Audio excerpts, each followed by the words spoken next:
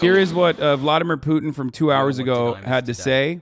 He said, yes, of course. Oh, this is what I was going to talk about. This is his attempt. You know how Zelensky's like reaching out to the liberals? This is Vladimir Putin reaching out to the other side, okay? Is, of course, the West will bet on the so-called fifth column, on national traders, on those who earn money there, here with us, but live there. And they live not even in the geographical sense of the world, but according to their thoughts, according to their slavish consciousness. I do not at all judge those who have a villa in Miami or on the French Riviera, who can't do without foie gras, oysters, or the so-called gender freedoms.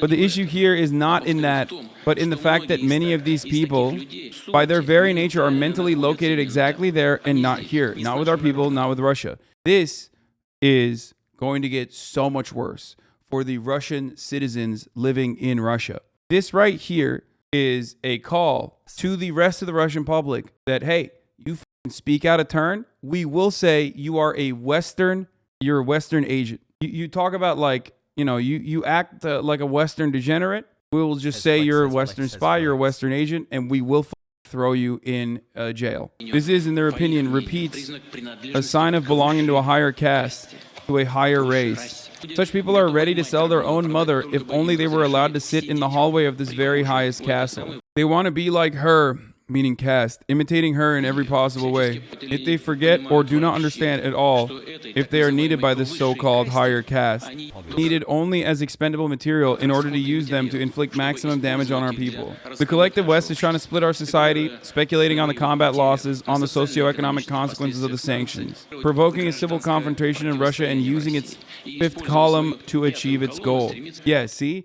Every single person that has criticized Russian actions thus far, Russian combat thus far, every single person that is advocating against the war in Ukraine, saying that, like, you know, this is not a good idea, is actually just an agent of chaos. They have infiltrated us from the outside.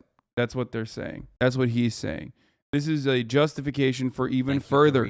Yes, a fifth column is any group of people who undermine a larger group from within, usually in favor of an enemy group or nation. Yeah, I know. Like, they used to say Muslims are fifth column. Muslim immigrants are fifth column for terrorists. And in this case, he says people that are coming and getting money from the West. But any people, and even more so the Russian people, will be able to distinguish true patriots from scum and traitors. And simply spit them out like a... What? Midge? And simply spit them out like a midge that accidentally flew into their mouths? Like, what is that? Like a fly?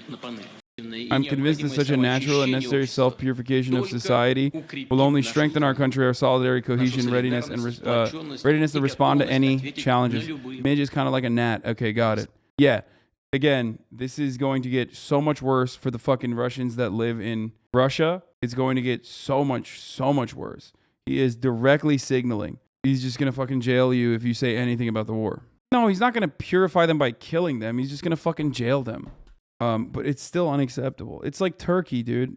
It's Turkey, straight up. He's pulling a fucking turkey. Anyway, hear what Putin told a large crowd amid the invasion. This does fit into the narrative of the idea of Russia pushing this PR campaign as a sort of last-ditch effort, as we see that lowering of morale within the troops and, of course, a show of really opposition to the war by protesters within Russia as well. Eleni? Damn, bro, seems like they're pushing Z, bro. They love it, bro. They love it. They love it. They're like, fuck yeah, we love war. Whatever. What are they celebrating? I don't fucking know. In Sevastopol and Crimea, on the 17th of March 2014, living on their own land, and they wanted to be reunited with their historical motherland, Russia. They had every right to do so, and they achieved their goal. Let us congratulate them on this great occasion. Over this time, Russia has done a lot to raise Crimea and Sevastopol. We had to do things that are not immediately obvious. Gas supply, power supply, utilities, restoration of the road network, building new roads, new highways and bridges. This is the Russian equivalent of Dubby's Mission Accomplished banner.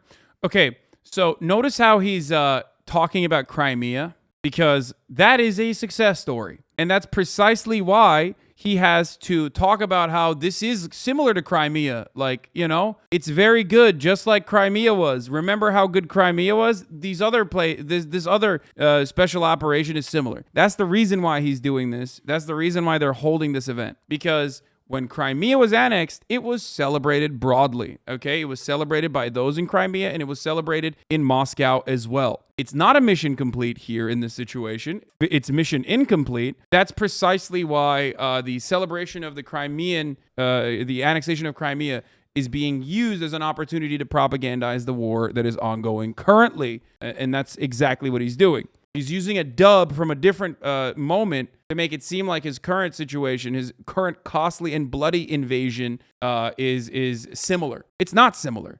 There are main differences. It's not as popular at home. The entire planet has decided to sanction him and his administration and his government and his economy. Also, there is an ongoing bloody conflict where, according to American intelligence, which I do believe this number, okay, straight up, I do believe the casualty numbers coming from America, 7,000 people have died. 7,000 plus people have died. That's literally fucking like Iraq casualties. I do believe that. No, I believe that. I believe that number straight up. 7,000 troops have died. 7K, they said, Russian troops have died. How is it a success in Crimea if Ukraine currently says they will never stop until Crimea is theirs? Well, it doesn't matter what Ukraine has to say in this subject matter. Like, Ukraine's opinion on Crimea is completely unimportant. I'm sorry to admit this, but that is the reality. I don't believe the Ukrainian numbers. That's bullshit. We will never know what the actual number of troop casualty is on either side because everyone's going to lie about it. It could be casualties and not deaths, actually. You might be right. 1 to 2K max is crazy. Russia admitted to 500. That's why 7K sounds plausible. No, Russia only admitted to 500 like 2 weeks ago at this point. Those numbers are old as fuck. They admitted to, 498 or something? But that was 2 weeks ago. They haven't confirmed new casualty numbers. People who, believe the Ukrainian numbers in Russian casualties are on fucking crack. Come on, dude. Yeah, so is the Ghost of Kiev and Snake Island and all this other stuff. And also, obviously, no one would do propaganda in a time of war. They would only just reveal new information and real information that they can totally adequately create and calculate in the fog of war. Totally. I mean, you're on crack if you think that. I stand with Candace Owens' take on this. You have no clue what you're talking about. It's not the first week of the invasion anymore. Zelensky's not interested in any sort of peace deal. We parade him around like Juan Guaido and further pumping weapons. It's killing our economy. What? 36-month subscriber? First of all, Zelensky is literally the fucking leader of Ukraine. Juan Guaido is just an American puppet that we wanted to be the leader of Venezuela. So there is a big difference there. Zelensky was unpopular, but is now that's definitely changed. But you're also wrong. I think Zelensky recognizes that this is going to incur way, way, way more losses. And lastly, you should never say I stand with Candace Owens. Just across the board, you've lost if you ever say that. 36-month subscribers that I stand with Candace Owens, dude. So you want to say no sponsored revolution in Ukraine in 2014? Brothers and sisters, you need to understand that, it's not like the prior administration was not corrupt, dude. This idea that, the 2014 Euromaidan was, entirely and exclusively a fucking American project is a silly one. It's just you're completely making it seem like Ukrainians themselves are just not real human beings with genuine interests. That take isn't 100% wrong, but it ignores Ukraine's sovereignty. Yeah, you know what else ignores Ukrainian sovereignty? Literally everything that we're doing. Ukraine has a fuckload of wishes and demands, like joining NATO. That was never going to happen. Where is the Ukrainian sovereignty there? I don't know. A no-fly zone instituted over Ukraine. Not going to happen. Where's Ukrainian sovereignty there? Remember, it doesn't matter what the Ukrainian sovereignty is. It's the unfortunate reality when we have a conversation about smaller nations that are engaging in, that are being utilized as a proxy war nation, a proxy war ground for hurting a larger foreign adversary. Joining or not joining NATO has nothing to do with a nation's sovereignty. It doesn't, but it doesn't matter because Americans have been sold this fucking idea that it's just that NATO is everyone is just super cheery and they love NATO. And the Baltic states do love NATO because, look at fucking Ukraine. Let's be real. They definitely do love NATO. You have to completely avoid NATO's history.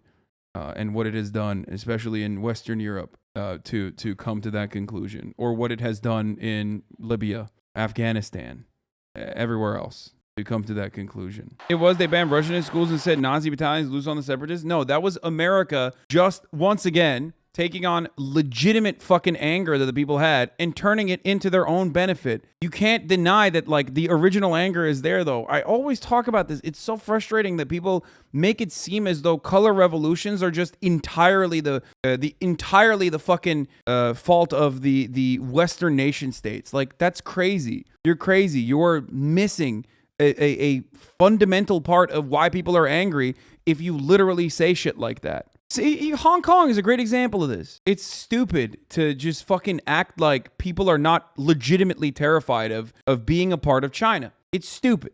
Don't act like that is something that they themselves are not legitimately worried about. They are. Of course they are. Now, did those protests actually get absolutely fucking beefed up by Western nations? Absolutely. 100%. Of course it did. And you can look at the coverage of those protests against China to understand versus the coverage of even Black Lives Matter protests in the United States of America against the American state, to recognize that, one was treated differently than the other. And it makes it easier for liberals to just fight back against this shit because it's not true that the CIA can just create this shit out of magic. Yeah, I mean, it's silly. It's silly. They don't have that kind of power. Like, they can't do that. They don't have that kind of influence. When you don't recognize that, then you come across like a person who is just like denying human beings what they fucking have lived through personally, or what they can see with ease. The U.S. exploits already existing separatist movements. It's ignorant and patronizing to assume people don't know what they're doing and why. I mean, Russia is not we know another country in that equation that is exploiting separatist movements, by the way. The difference is that one has a shared history and culture with both the fucking nation itself and also the separatist movements with a direct involvement, whereas America does not. America is just like, oh, this is a great opportunity to fucking use Ukraine to further destabilize without a single fucking care in what happens to Ukrainians, destabilize Russia. And it's an incredibly dumb fucking thing to do, to bite that bait as Putin did and actually take violent action. So fucking dumb, incredibly stupid, incredibly violent, awful thing. And anyone who fucking continues to defend this shit is a dumbass, okay? I'm sorry to all the fucking, leftists out there who say that they're leftists and they're like, but they fucking are pushing Z. It's ridiculous. Like, as someone who also recognizes the events on either side and their interests on either side, on both sides of this conflict, leading up to this invasion, you have to recognize that, like, this invasion was the biggest clusterfuck, a gigantic clusterfuck. What a fucking miserable, horrible, awful thing to do. It's just so dumb from a strategic point of view. It's so fucking insane.